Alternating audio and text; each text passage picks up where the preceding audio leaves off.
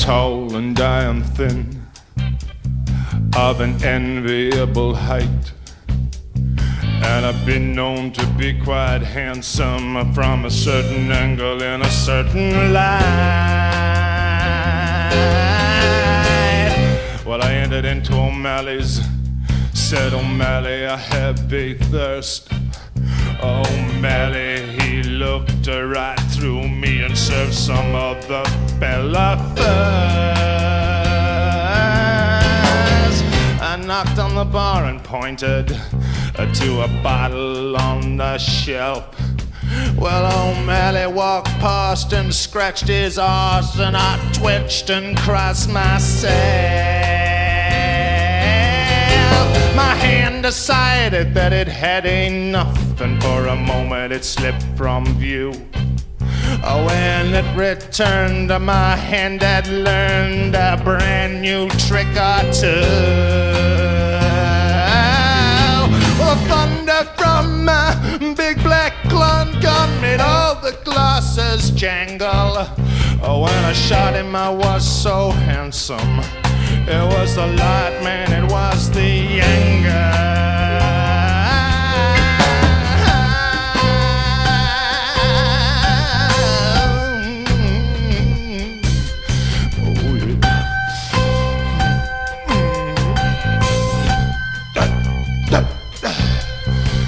Neighbors, I cried, friends, I screamed, I banged my fist upon the bar.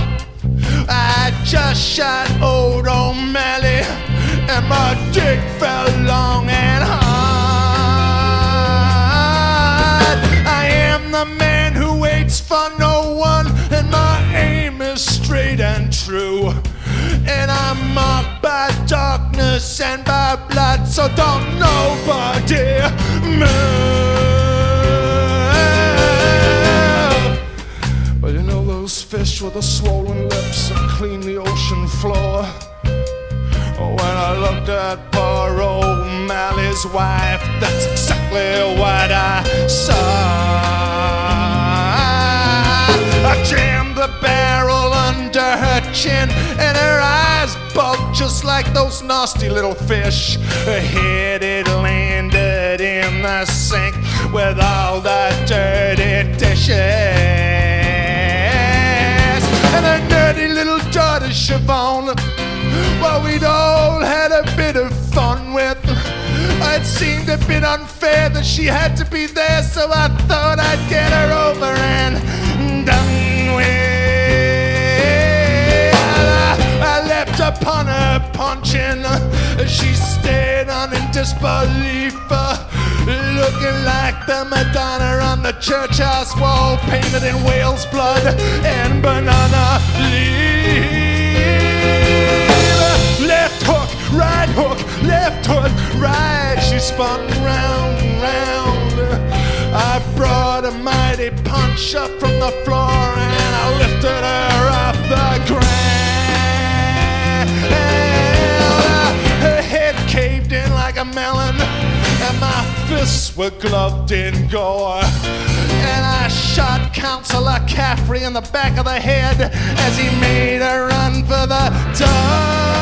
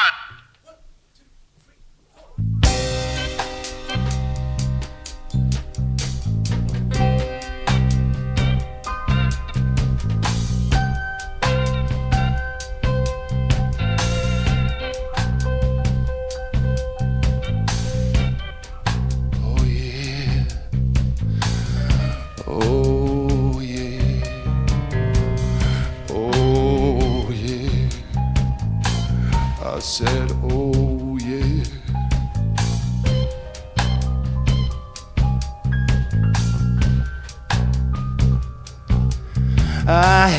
no free will, I sang as I flew about the murder. Mrs. Richard Holmes, she screamed, well, you really should have heard her. Sang and I laughed, howled and I wept, I panted and I squealed. I blew a hole in Mrs. Richard Holmes, who used her husband as a shield. He screamed, you are an evil man. And I paused a while to wonder, if I have no free will, then how can I be morally culpable? I wonder. I shot Richard Holmes in the stomach. I said it felt good to take your life. I'm not sure, but I think that he thanked me as he lay down next to his wife. It's nice to be nice, I replied to him. He gave a little cough. Yeah, it's nice to be nice, and I neatly aimed and blew his head completely. I've lived in this town for 30 years, and to no one I am a stranger. And I put new bullets in my gun, chamber upon chamber. When I turned my gun on the bird like Mr. Brooks, I thought of St. Francis and his sparrows. And as I shot down the youthful Richardson, it was Sebastian I thought of and his arrow.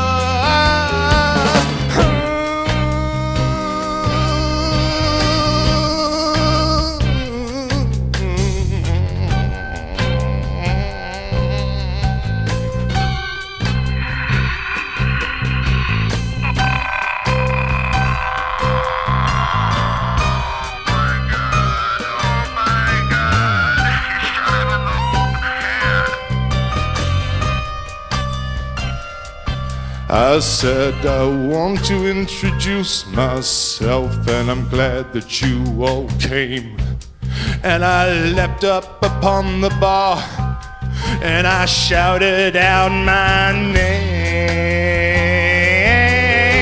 While Jerry Bellows, he hugged his stool, closed his eyes and shrugged and laughed. And with an ashtray as big as a really bloody big brick, I split his skull in half.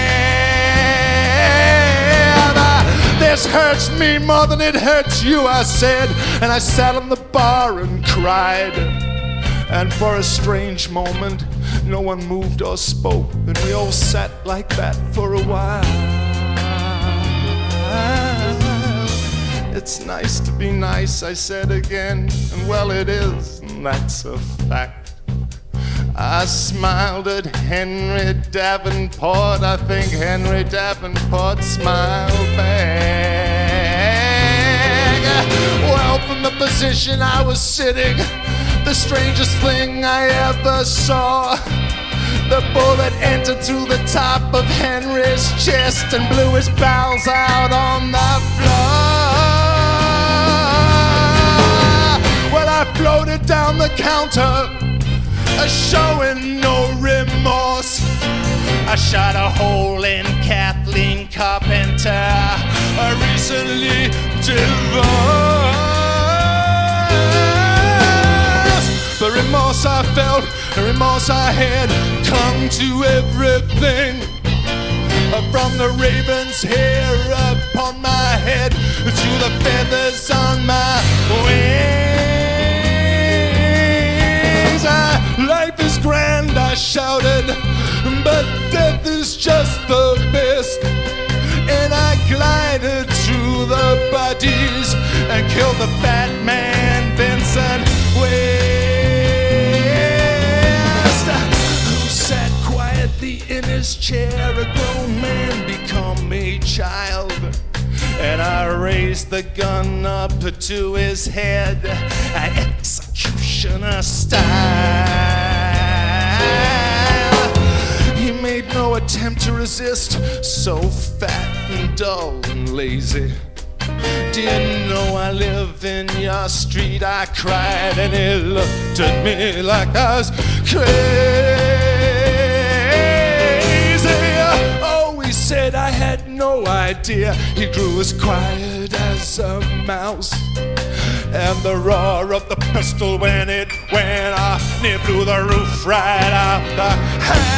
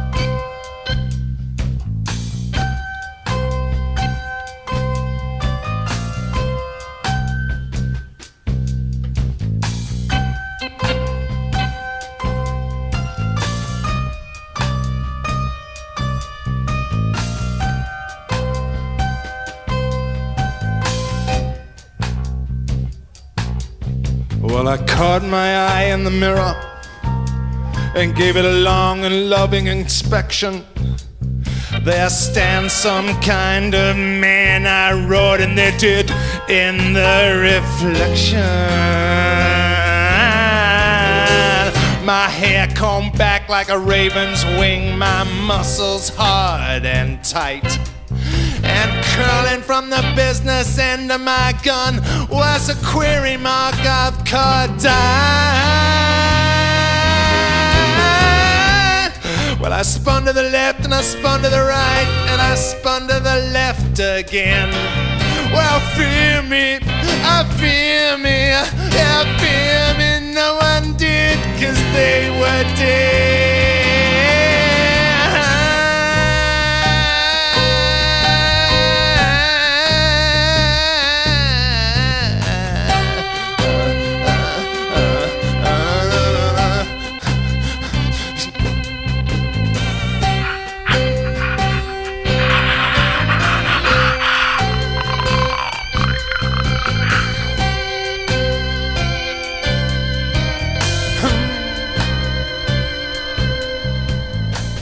And there came the police sirens wailing and the bullhorn squelched and blared. And drop your weapons and come out with your hands in the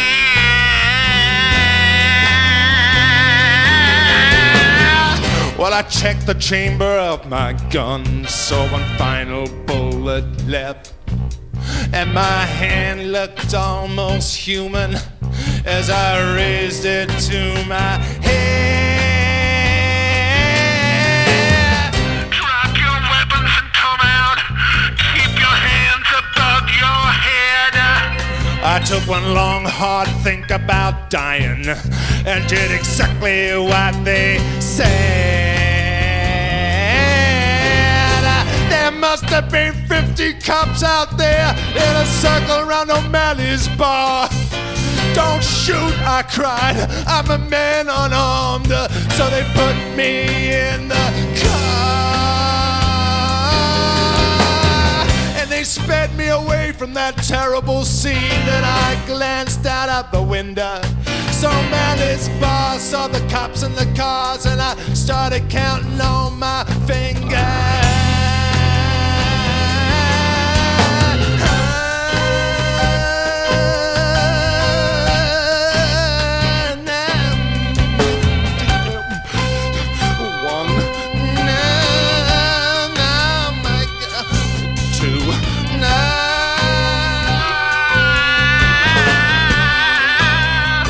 Three.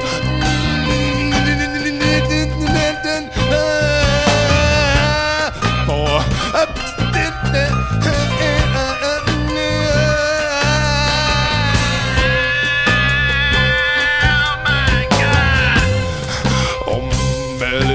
bar. O'Malley's bar. O'Malley's bar. O'Malley's bar.